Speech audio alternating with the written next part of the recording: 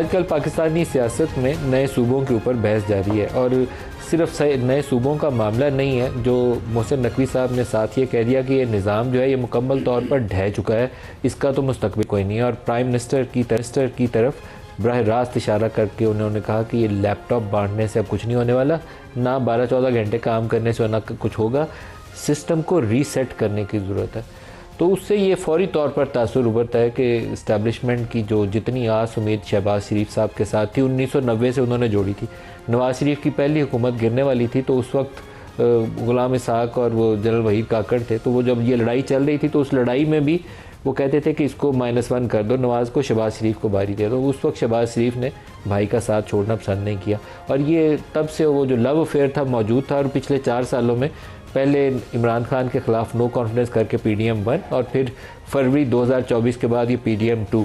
तो 4 सालों में लगता ये था कि वो अब सब्र का पैमाना उनका लबरेज़ हो गया कि कुछ हुआ नहीं, कुछ डिलीवर नहीं हुआ। जो तनकीद कर रहे हैं अवाम के अंदर बेचैनी पाई जाती है, उनको इकनॉमिक अपॉर्चुनिटीज़ नहीं है, पोलिटिकल पोलराइजेशन बढ़ रही है। पहले बलूचिस्तान के हालात ख़राब थे, KP के बहुत बड़ा एरिया जो है वहाँ पर आपको फ़ौजी कार्रवाई करनी पड़ रही है। उसके बाद वो तो जो था ही था, फिर जो AJK में हुआ पिछले 2 माह के अंदर, उसने परेशानी और तशवीश की एक नई लहर को जन्म दिया।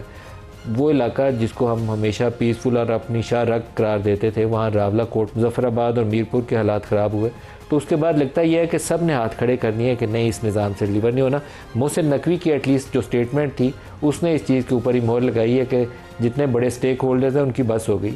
मोहसिन नकवी की अपनी ज़बानी सुन लीजिए वो क्या कह रहे हैं।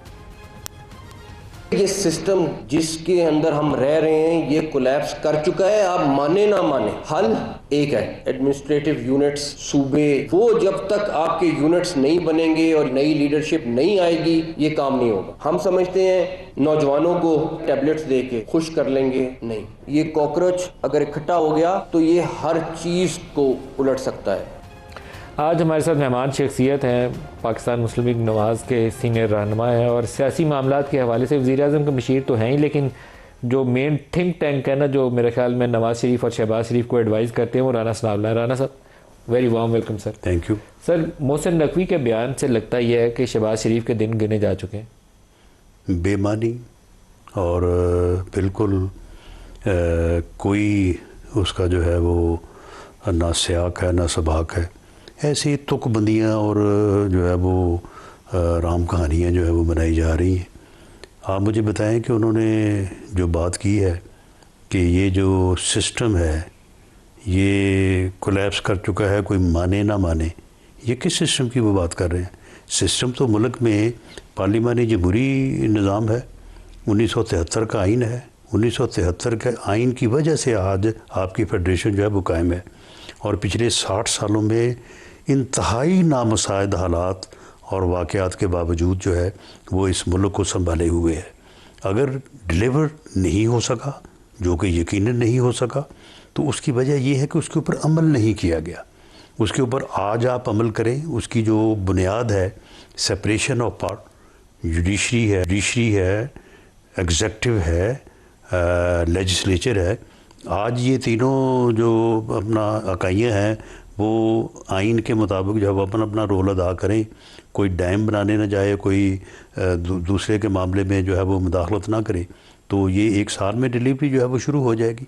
तो इसलिए उनका ये बयान जो है ये सिस्टम के हवाले से बिल्कुल कोई मानी नहीं रखता। हाँ, उन्होंने बात की है कि इंतज़ामी यूनिट दुरुस्त है, उन्होंने बात की है इंतज़ामी यूनिट की बात की, लेकिन शायद उनकी मुराद जो है नए सूबों से। देखें, आम आदमी को उसकी के ऊपर उसके मसाइल के हल के लिए छोटे यूनिट बनाएं, सूबे बनाएं, एम्पावर्ड बल्दियाती निज़ाम बनाएं, इससे कोई इनकार नहीं है। इसको सभी कहते हैं कि ये होना चाहिए, लेकिन भी होगा तो इसी आइन के तहत, इसी सिस्टम में, इससे बाहर कैसे होगा? तो इसलिए ये कहना कि सिस्टम कोलैप्स कर गया है तो आप छोटे इंतज़ामी यूनिट बने भी, इंतज़ामी यूनिट जो हैं वो इसी सिस्टम में बनने, सिस्टम से कोई बाहर निकल के बनने। राना साहब, ये कोई आप सदारती अदवार के बड़े तवील अदवार गुजरते हैं, सदारती निज़ाम के। जनरल ज़िया ने 11 साल बैठ के गुजार दिया, अयूब ने गुजार दिए, फिर मुशर्रफ ने गुजार दिए, तो एक निज़ाम वो भी है। सदारती ले हैं, ये सदारती भी तो रहा है ना। 52 भी क्या थी, सदारती निज़ाम ही था ना। उससे पहले अयूब खां क्या था। मामला ये है कि हमारे बड़ों ने, हमारे बुज़ुर्गों ने 1973 के आइन को जब बनाया उस वक्त बड़ी डिटेल्ड डिस्कशन हुई और फिर कंसेंसस के साथ वो इस नतीजे पे पहुँचे कि इस मुल्क के लिए पार्लिमानी जमहूरी निज़ाम जो है वो बेहतर है। अगर आज कंसेंसस ये होता है कि जी इसमें इसको दरमियान में कर लें, पार्लिमानी अपना जमहूरी निज़ाम और सदारती निज़ाम के दरमियान में कर लें। अगर आप कहते हैं कि नहीं प्रेसिडेंशियल निज़ाम की तरफ झुकना है, उस तरफ झुक जाएं। लेकिन मामला यह कि रहना तो इसी में है ना सर। सदारती निज़ाम में तीन जो दौर गुजरे हैं, सुन लेना, डेमोक्रेटिक सिस्टम में रहना है ना। या तो ये आप कहें ना कि जी जो है वो आपने आमरीत लानी है। आमरीत जो है वो या शख्सी हो सकती है या जमाती हो सकती है। वो तो सर अभी आप जमहूरियत में नहीं है सर, आप हाइब्रिड मॉडल में फॉर लास्ट नो हाइब्रिड। ये इमरान खान की हुकूमत से शुरू हुआ था। देखें बात, पीडीएम ने उसको तोड़ना किया था, अब वो और नहीं तगड़ा हो चुका है। देखिए बात ये है कि हमें इस किस्म की जो है ना वो मसालेदार और चस्कीली बातों के अलावा जो है ना वो हमें सुकून नहीं आता, हमारी ज़हनी तसल्ली नहीं होती। मैं समझता हूँ कि अस्करी और सियासी क़यादत का आपस में बाहमी इज़्ज़त के साथ, एहतराम के साथ मुल्क के मामलात को चलाना जो है उसका नतीजा है कि आपकी आज पूरी दुनिया में इज़्ज़त है। आपने मार्का हक जीता है, आपने पूरी दुनिया को जो है वो डिप्लोमेसी के ज़रिए जो है वो आप अमन देने वालों में आपका नाम है। तो मामला ये है कि इसको आप हाइब्रिड कह दें, इसको आप ये कह दें कि जी बस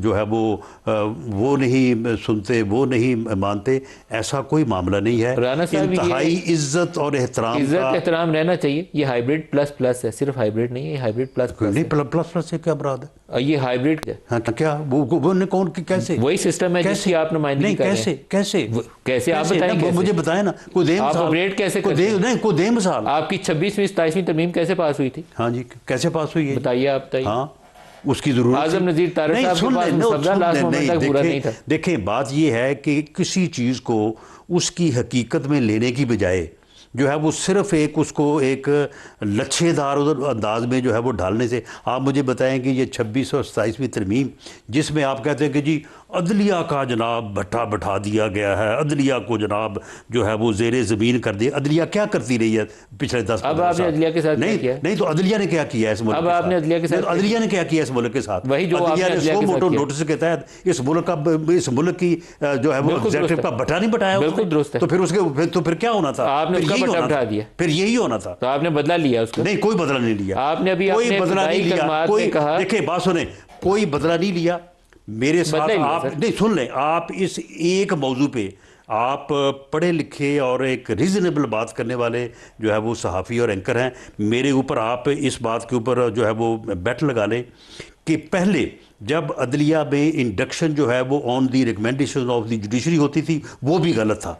जब उससे पहले गवर्नमेंट की रिकमेंडेशन वो भी गलत था। आज जो जुडिशल कमीशन है वो एक बैलेंस्ड जो है वो तरीक़ाकार है, वो एक डेमोक्रेटिक तरीक़ाकार है। वहाँ पे जुडिशरी भी है, वहाँ पे बार भी है, वहाँ पे सिविल सोसाइटी भी है, वहाँ पे गवर्नमेंट भी है, वहाँ पे अपोजिशन भी है। डोमिनेट हुकूमत करती है। नो डोमिनेशन आप करते हैं। No domination. और मुझे जजेस की अपॉइंटमेंट में सुन ले चलें, उसके जो 13 मेंबर हैं आप मुझे बताएं उसमें गवर्नमेंट कैसे जजेस की नहीं वो आप नहीं कैसे डोमिनेट करते? आपकी डोमिनेशन सुन लेना, आपकी डोमिनेशन और रिकमेंडेशन तैनाती के अंदर मुझे उसके ऊपर इतराज नहीं है। कोई बात नहीं, नो डोमिनेशन नहीं आपकी government is equal in number with the judiciary. नहीं वो आपकी बैलेंस जो है मर्जी से सिविल सोसाइटी के पास है, बार के पास है, अपोजिशन के पास है। आप ही की डोमिनेशन, नो डोमिनेशन। और जजेस की तैनाती में हुकूमत की डोमिनेशन पे मुझे कतन कोई इतराज नहीं है। मुझे इतराज है जो आपने सुप्रीम कोर्ट और आईनी अदालत के जरिए आला अदलिया के साथ किया। मैं ये लफ्ज इस्तेमाल नहीं करना चाहता कि अगर कोई ऐसा कहता है कि जुडिशल कमीशन जो है उसमें गवर्नमेंट की डोमिनेशन है, उसकी आप जो तरतीब है उसमें, हाँ निकाल कितने जज हैं? 6। किस में? जुडिशल कमीशन में। अच्छा 6 जजेज हैं। आपके कितने? गवर्नमेंट के कितने हैं? बताइए। 5। और 12वां? अपोजिशन के 2। और बार कौंसिल? सिविल सोसाइटी का 1। सिविल सोसाइटी का 1 जो है वो गवर्नमेंट के 5 में शामिल है। गवर्नमेंट की बार कौंसिल है जी, बार काउंसिल का 1। किसके नंबर हो गए पूरे? नहीं, बार काउंसिल जो है वो गवर्नमेंट के साथ है। आप ही का नुमाइंदा अटॉर्नी जनरल कैसे भाई? आपके ख्याल में आपके खिलाफ वोट नहीं, अटॉर्नी जनरल शामिल करके 5 है। सुन ले अटॉर्नी जनरल 1 आपकी उसमें सुन तो ले मेरे भाई। अटॉर्नी जनरल 1, लॉ मिनिस्टर 2, अपना सेनेट से गवर्नमेंट का 1, 3, कौमी असम्बली से 4, जो स्पीकर नामजद करता है सिविल सोसाइटी का 5। ये 5 हैं गवर्नमेंट के। और जजेस जो हैं, छठा बार कौंसिल। बार काउंसिल का आप गवर्नमेंट में कैसे डाल रहे हैं? वो आप ही का, आप मेरा कैसे? अटॉर्नी जनरल की मर्जी के बगैर वो वहां बंदा आता ही नहीं है। वो भाई वो बार जितनी आपने वोटिंग कराई है सारे में वोटिंग भी खुदा का नाम लें, आप तो ये बात ना करें, आपसे ये बात अच्छी नहीं लगती। बार काउंसिल का इलेक्टेड नुमाइंदा होता है, इलेक्टेड। आपकी अटॉर्नी जनरल कौन है? आपकी आईनी अदालत का जो क्याम था उससे लेकर अभी तक का जितने अमल में वोटिंग हुई है, मैं कहता हूं सारे इसी प्रोसेस। सुन लेना, बार काउंसिल का जो इलेक्टेड नुमाइंदा है, बार काउंसिल के पूरे मुल्क से 20 मेंबर्स इलेक्ट होते हैं। वो 20 मेंबर जो है वो कंसेंसस अपने में से 1 को भेजते हैं।